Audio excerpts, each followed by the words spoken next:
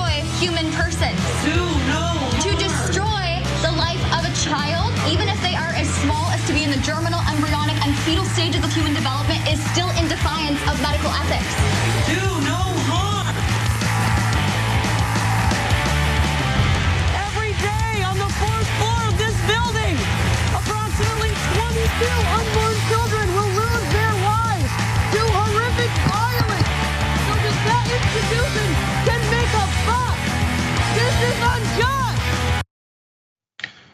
That rock star video there was put together by an anti-choice group that goes into abortion clinics and interrupts and does things like that to prove their point, make sure that they want to stop women from having autonomy over their own bodies. Now, by the way, the reason why we bring that up is because now, as of yesterday, the DC police, they raided a home of one of these folks, this anti-choice activist. Her name is Lauren Handy.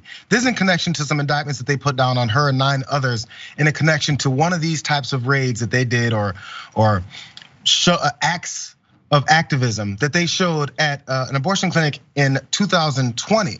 Now, as they're looking to go and hand down these indictments, they also raided the home of Lauren Handy. And there was a gruesome discovery that we did find out yesterday. Let's go straight into this because it was unexpected. Let's watch. So police discovered 5 fetuses at the home of an anti-abortion activist in Capitol Hill on Wednesday. The department has confirmed to WUSA 9. Officers responded shortly after noon to a home on the 400 block to investigate a tip about potential biohazard material in the residence. Once they were inside, they located fetuses. Handy declined to speak on camera on Wednesday, but she told them that she expected the raid to happen sooner or later. She also declined to say what was in the coolers, saying only that, quote, people would freak out when they heard. So here's an image that Nathan Baca, who was writing some of these articles, pointed out because they were there as they raided her home, and there she is sitting there on the curb, and there's the quote where she's talking about how people will freak out as soon as they find out, and she apparently appeared to realize that it was gonna come sooner or later. There was 5 fetuses that they discovered apparently in coolers from the way that she described them. Also, so here's one of these groups that she does work with. I believe they call her the activist coordinator for this group, about her arrest on that same day. This is what they posted from PAAU. That's the group that we saw at the top there. And they wrote, breaking this morning, PAAU director of activism, Lauren Handy was arrested and is currently being detained by the FBI in connection with a rescue from 2 years ago in Washington, DC. They called it a rescue. We're expecting her to be charged and released by this afternoon, and we'll keep you updated. So they're calling these rescues, the fact that she's got 5 fetuses in coolers in her house because like trophies somehow. But let's go to the reasons why they even started with these indictments because of this event in Virginia in 2020. Prosecutors say that Handy called the clinic out in Virginia, pretending to be a woman named Hazel Jenkins, who needed an abortion and made an appointment for the morning of October 22nd. That morning, Handy allegedly approached the clinic employee and said that she was Hazel Jenkins there for her appointment. When the employee opened the door, the indictment says, Handy and the other co-defendants forced their way into the clinic. In the process, they allegedly knocked the clinic employee over, causing her to injure her ankle. While inside, one of her co-defendants, Jonathan Darnell, allegedly live streamed the blockade, saying at one point, we have people intervening physically with their bodies to prevent women from entering the clinic to murder their children. And the indictment charges all 9 defendants with conspiracy against rights and clinic access obstruction. The first count is a felony carrying a maximum sentence for up to 10 years. So Rick, these 9 folks are facing about 10 years in prison for this event from 2020 that I just described. But in the process, they did find Lauren Handy's coolers full of fetuses because that's saving children. Right, of course. There's nothing like saving children, like abducting fetuses and keeping them. I like how you put it as trophies.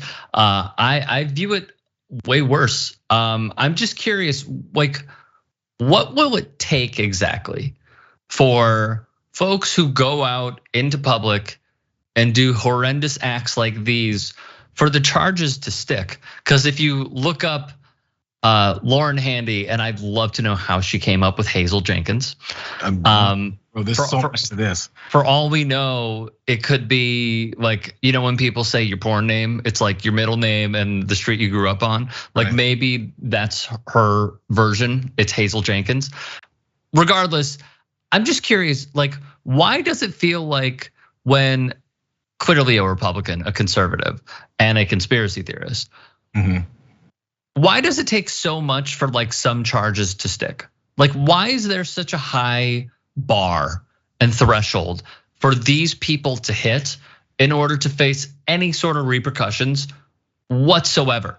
Like, what I also find interesting about this story is she gave an interview on Right Wing Watch a few years ago.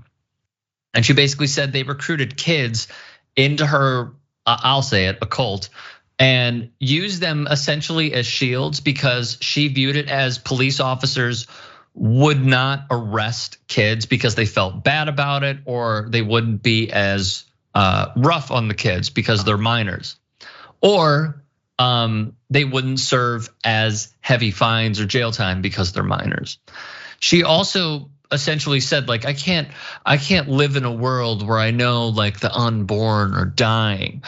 Okay, you should definitely go after a lot of Republican lawmakers with that logic, because there are countless examples of these people who frame their argument as, Christian right, and we need to save the unborn, and then they'll go the next day or days prior to voting on legislation and pay for an abortion. So there's a lot to this.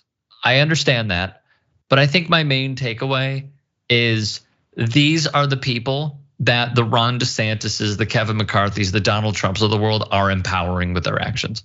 Yeah, well, this is the thing. Now they think this is normal. Again, the fact that this story happened and broke yesterday, there's images of this woman sitting on the curb and she's got body parts, apparently. I'm not sure the degree to what this is in her house, in coolers, and she was expecting it to come down at some point. How long she's had it, I don't know, maybe a few years.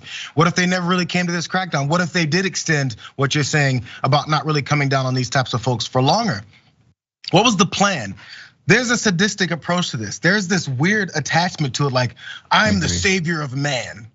And I need a few of these trophies in my house to keep reminding myself that I'm a good guy.